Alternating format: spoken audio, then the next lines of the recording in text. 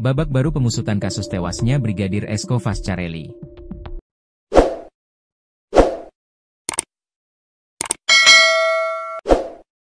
Diketahui, Bribtu Rizka Sintiani sebagai tersangka pembunuhan Esko Fascarelli.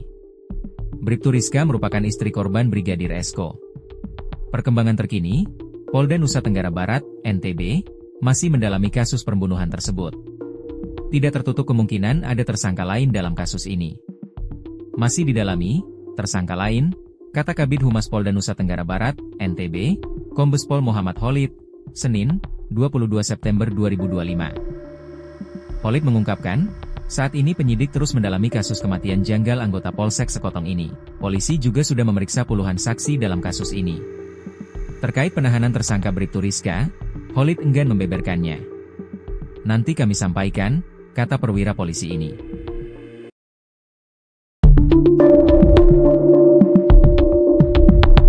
Keluarga Brigadir Esko Fascarelli meyakini ada pelaku lain dalam kasus pembunuhan anggota Intel Polsek Sekotong, Lombok Barat, itu.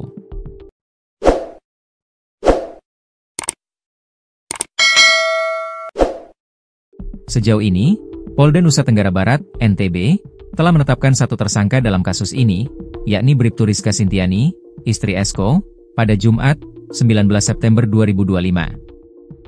Kami minta, segera ditetapkan tersangka lainnya, kata kuasa hukum keluarga Brigadir Esko, lalu Anton Haryawan, Minggu, 21 September 2025. Anton menilai Bribtu Rizka yang merupakan polisi wanita, Polwan, di Polres Lombok Barat itu tidak mungkin melakukan aksi penganiayaan dan penyusunan skenario pembunuhan seorang diri.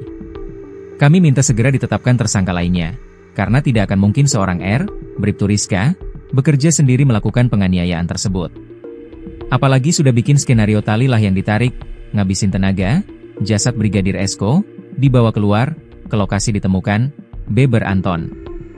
Ada pasal turut serta. Kendati demikian, Anton enggan mendetailkan lokasi pasti di mana tempat pertama nyawa Brigadir Esko dihilangkan. Apakah di tempat jasadnya Brigadir Esko ditemukan atau tempat lain?